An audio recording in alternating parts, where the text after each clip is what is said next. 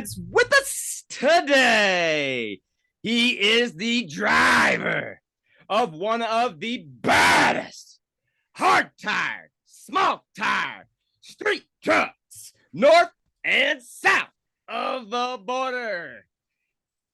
He is the owner, operator of Sinister Racing, coming to us from Nobleton, Ontario, by way of Sunshine Retirement Home, Florida. Ladies and gentlemen, I give to you Mike Corley. What's happening, man? That is an intro. Guaranteed. That is the biggest intro I've heard yet to date. That'll get you hyped up. Right on. Well, thanks again. It's an honor and a pleasure to have you here on the A's and B's podcast.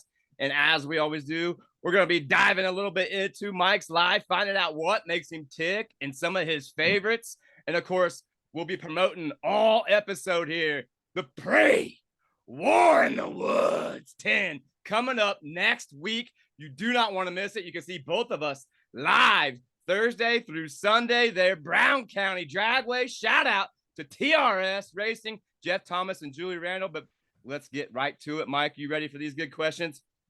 Oh, yes, sir. Absolutely. And yeah, looking forward to War in the Woods. This will be our fourth time, I believe, going to Jeff's races. They're always like, it started as one of those bucket list races, and now it's just like you got to go every year. Yes. Yeah, it's like one of those races you've got to attend. So, all right. Well, looking forward to that. Tell my fans and listeners out there, though, Mike, how did you get your start in the no prep world? I've always been into cars since I was 12 years old. Probably we used to go up to a neighbor's house and look. He had a 440 in the garage there, and we used to always admire that car, and he'd bring it out and had big camshaft and all that stuff. And we were just, as kids, we were like, holy shit, one day I hope I got something like that. And then it just kind of grew from there. My first truck was actually an S10, which is kind of funny now that we've done a full circle. We started with, every teenage kid, you can't really get a big V8, at least in Canada. I mean, the insurance and everything else was killer. So we were always pickup truck guys. So it started with like the 4.3 Vortec V6 manual shift. We were like, holy shit, this truck is quote unquote fast compared to our buddies, bone stock 1.8 liter Civic or whatever. So it all started with that. And then it's kind of been just a dream of mine to always get into this kind of stuff. So we just kept building different cars a little bit faster every time.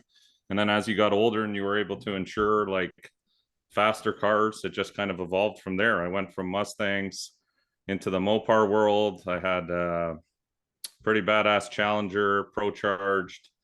But again, big boat of a car. Like the Mopar side of the world was always these big heavy boats, but I'm a bigger dude. I'm 6'2", over 240. So they're a comfortable car for a bigger guy. And then we kind of got into the Jeep thing, the all-wheel drive Trackhawks. And then from there, it just kind of made a name for us with that. Nice, we had that camouflage Jeep. So absolutely. And as you know, everybody can check him out. He's got all kinds of social media. We'll dive into that here in just a second. But let me ask you this. We kind of talked about it there in my opening for you. What is your favorite style of racing? Is it front side, back side, or maybe even the street? If we could always street race, it would be streets. I mean, there's just something about that late night meeting up with that group of people, going to a place you've never been before. I know a lot of tracks, like we've been to a lot of tracks and stuff like that. But to me, frontside track racing, it's repetitive. It's the same thing. It's the same, you go to that same track and you're always pushing yourself to go a little bit faster and a little bit further and this and that, but it doesn't have the same kind of wow effect. I mean, when you're on the streets and someone says, hey, we'll meet at this address, you've never been there. The surface is new. Everything about it is new. So if we could take which kind of backside, I'd say backside racing, I enjoy the most, because streets now have become so hard that most of the street races you go to at this point in life, you show up, you stand around for a while, you hope to race. Right. Maybe you'll get one race off, and then the rest of the night you're just chasing your tail. So right, yeah. I know it's a lot tougher these days for sure. Definitely, I think, in my opinion, as I was pointing, the goat out there. But as it goes forward, I think that you answered my question, because The street side is obviously a lot of people's favorite, but the back is probably the closest resemblance to that street, as we all know. And it's getting fast, obviously, everywhere, and you got to keep up with, all the fast cars out there. But let me ask you this to kind of intertwine into this conversation. You're very capable of running multiple divisions. What's your favorite class to run? Out of all the things we've ran now, I still prefer small tire only because we've done the most passes in small tire and it's still the fastest. I mean, we've been testing now. Our S10 has always been a true street truck. We bought it off a guy who used to drive it like on the street. It still was the same setup as it is now, but it's all steel, all glass. It's got a full interior in the truck, including headliner, everything. It's got race components too. I mean, it's not the problem with when you say street car, everybody has 4,000 different explanations. But the truck was always built as a true street. It doesn't have fiberglass doors. It doesn't have, Lexan windows. It's like what I consider a true street truck. So we're trying to stay maybe in the true street world now, just because of just how quick these race cars has become. Like small tire has evolved now that in my opinion, it's no longer street cars in there. Now you've got a lot of guys who are going out buying chassis. They're buying like legitimate race cars. So the small tire, I still enjoy the small tire. Like my favorite tire to race on is still a small tire, 28-10-5 slip. Okay. That makes sense. I mean, I definitely understand where you're coming from. It's sometimes it is a money game, and we could go down that rabbit hole, but we know you guys can check that kind of rabbit hole out every Tuesday night on the table. My man here, Mike Corley, a guest host there on the table every Tuesday, and they dive down those paths every week, no matter if it's complaints or just asking the questions. They'll get to those kind of topics. But let me ask you this, Mike. I know this. You live in Canada, sometimes part-time down there in Florida, as I said. Being that you kind of travel north to south, what would be a bucket race right now on your list? Well, we clicked off a lot of them last year, but right now the current ones, one of the biggest ones, I'd really like to go to Texas. Check out the Gut race Jimmy Dale. Yeah, the Gut, Jimmy Dale and Michael Pollan do. That's always been on my list. It's just one of those things where it's in like an awkward location from where we normally travel, because we travel north south. I mean, we've done all the races now in between Canada to Florida. Right. I've done pretty much. I wanted to actually do Twin River, but I heard they're closed now. Right, so yeah, that's one we missed out on. But the Gut is definitely, like, I've been to Texas for Texas 2K, but that was before the Gut and all that was really well known, right. I guess. So that's definitely on my list. And I'd also like to do another race. I believe it's in Oklahoma, the Henson race, the one on the street they do there. Yep. I know what you're talking about. Yeah. H-Town Throwdown. H-Town Throwdown. That's Absolutely. Another bucket list. So those are kind of like in the same area. Those are two I'd like to hit. It's just, it's far from Canada, and it's also just as far from Florida. Right. So it's like one of those things. There's no convenient way to get there. So definitely understand that. All right, well, let's change the gears here a little bit. You're listening to the A's and B's podcast. This week we got Pre-War in the Woods and our guest, Sinister Racing, Mike Corley, and we're about to switch things up. Let me ask you some of these famous E's and B's questions. How about this, Mike? You're having breakfast with any celebrity, race car driver, or anyone out there. Who are you having it with, and what are you having? That's actually a really good question. You know what? It's funny. I'd actually like to have breakfast with Murder Nova, because he seems like a legit dude, like a deep down, like we watched a lot of their YouTube stuff when they started doing YouTube stuff, and I kept it kind of in the background at the shop here while we're working, and just listening to those guys bullshit around. I'm like, I think we'd have a good time just bullshitting. Like they seem like a racer. Just normal dudes. They're not too egotistic. They're not, they don't seem. Now this is going off of their YouTube. I've never met them in person, but he's the kind of guy I feel like we could just chill, have, breakfast, just shoot the shit about everything like we're doing today. You know what I mean? Just laid back, nothing. Now, are we having a Canadian style breakfast, or are we having an American style breakfast? See, the definition of those two, I don't know what the difference is, because I hear a lot of this and I get razzed a lot for this. They're like, oh, you guys eat Canadian bacon? And I've always said this. I'm like, There's no such thing as Canadian bacon. I know you what it guys is. fry slices of ham and call it Canadian bacon.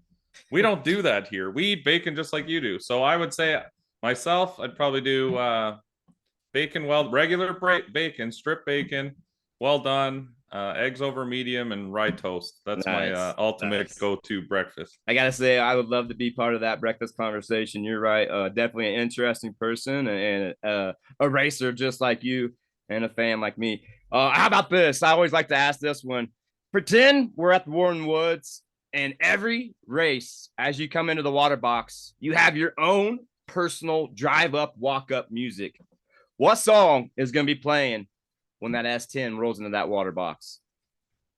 Honestly, since I've been a kid, anything from Rage Against the Machine is the ultimate get you going, ready to roll kind of. There's a lot of rap stuff that's really good too, but I think like ultimate pump up music is anything Rage Against the Machine. I'm a 90s kid, so they were huge back in the day when we were teenagers. And I mean, absolutely. Everything we did had Rage Against the Machine going in the background doing something stupid. If it was with dirt bikes, go-karts, whatever it was, when you were getting silly, Rage Against the Machine was on. Yep, absolutely. I wish I would have got to see them in person one time, just once. I almost did in Indianapolis, but I got to actually see Rage Against the Machine and Wu-Tang live here in Toronto. That's what we were supposed to see, and it didn't work out. Oh, it was a killer show. Absolutely killer. Just a couple more fun ones here. We'll get back to the personal stuff before we wrap things up. Obviously, we'll turn the tables over here to Mike, letting you know where you can find him at and what else he's got going on for the rest of the season. But how about this, Mike? The story of your life is coming out tomorrow at the movies. Who is playing you, and what's the name of it? Story of my life. That's a really tough question. A lot of people say I look like Matt Damon a little bit. I'm probably much heavier now. That was probably when I was skinnier. So I'd say Matt Damon, and the story or the name of the movie. Yeah. Oh, shit. That's a good question. I got a good one for you. How about this? Me and Max, or Max and I. That would be good. Yeah, I could do that. All right. And then the last fun one we got here for you, kind of changing it up to what I love the most here at the E's and B's, some wrestling talk. Not everybody's into that, but everybody has seen the old famous wrestling. I got to picture this. It's you and your pal Terry about to be in the biggest tag team match of the world. What's the name of this famous duo?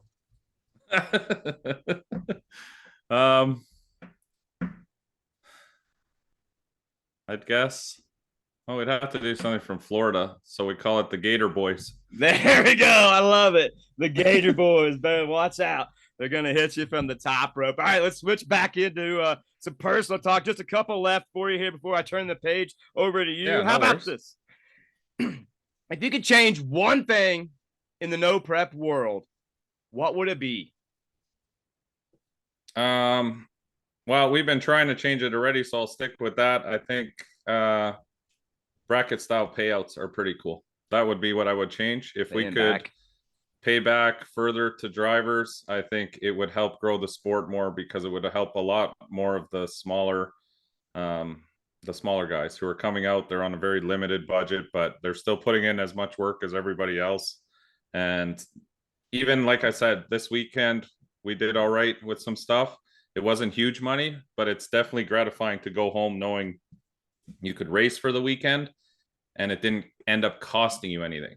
Right. So we didn't make money this weekend, but we also didn't spend money. So we had a great time. And you got to do what you love. All around. Yeah. And we got to do what we love without always having to drain the bank account. So if that would be the thing I would change. If I could. Absolutely. We know Mike making some changes here in the last month and a half to his badass S10.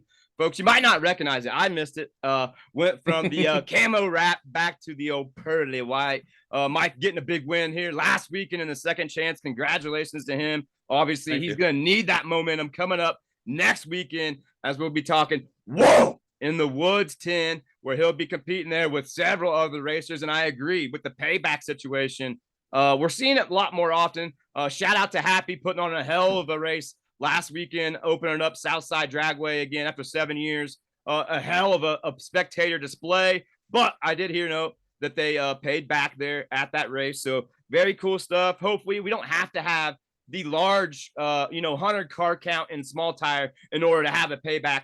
Hopefully we can just keep that momentum going forward. That way it will attract more cars, just like you're saying, in my opinion, as well. Talking that, let me ask you these last two questions here. How about this? Put the truck aside, money aside. What would be your dream no prep car?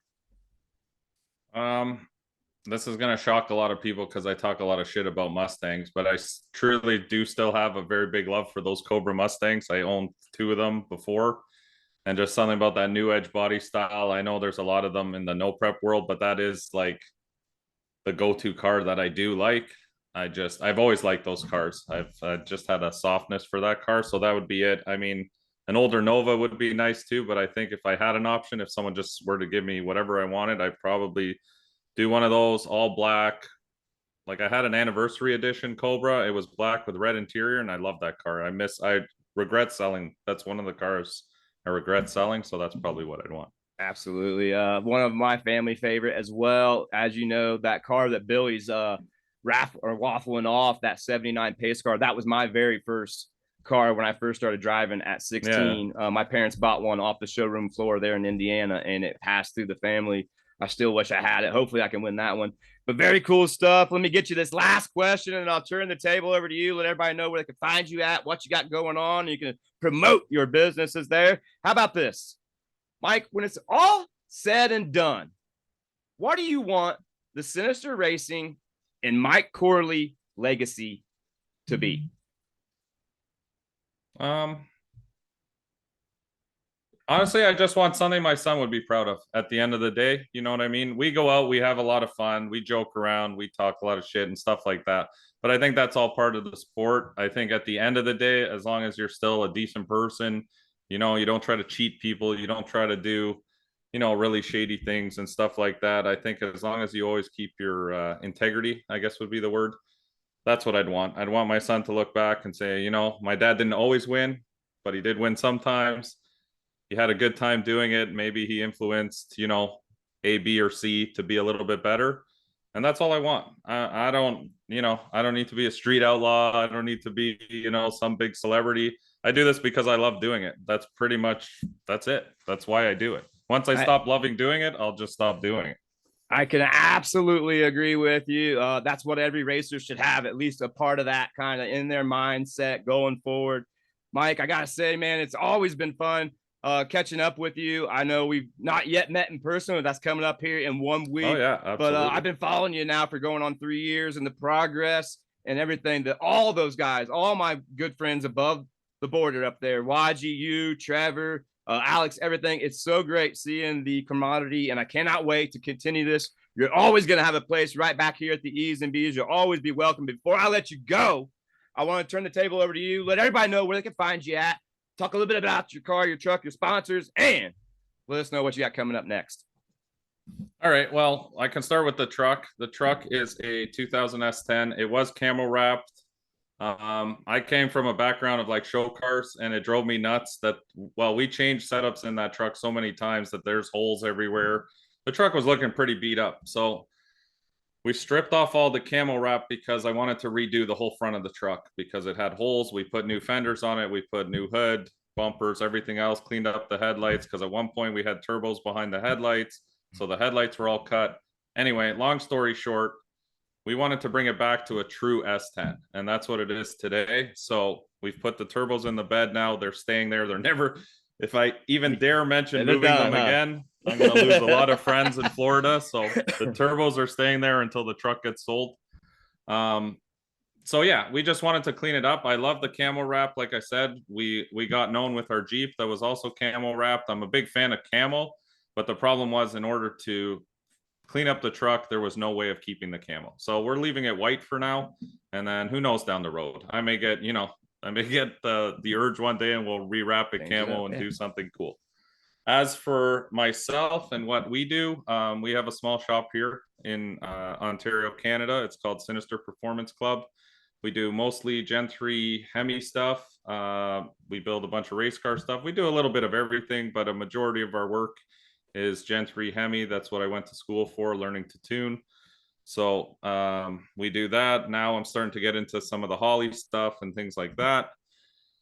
So I just work from our small shop here. I go down to Florida. We run a bunch of no prep events in the winter that I hope everyone can come down and join us, because I know the winter is a miserable time, especially for guys in the north. It's nice to get a little break. So we do the Sinister Performance No Prep Racing Series down in Immokalee, Florida. That's our local track down there. We do the big race in February called the North versus South. So this year we'll be doing the North versus South 2. And we also do a fall brawl race in November, which is another one of our bigger races. As for my racing program, we have a bunch of cool companies behind us. Mike Thompson Racing Engines actually just finished building the new motor for the new power plant that's in the S10 now. They're great guys down in Naples, Florida. We've also had a long sponsorship with Nitrous Outlet. We run Forced Induction Solutions turbos. Safe Auto does all our transportation. So if we need to ship any car from here to Florida or wherever, or if, you know, God forbid my truck breaks down and I got to move the S10 or something, they do all our transport for us. Thompson Racing Engines in Texas supply us with our parts for the engine. We have a small sponsorship with them. And yeah, those are the companies that stand behind us. And we're always looking to work with other cool people. You know what I mean?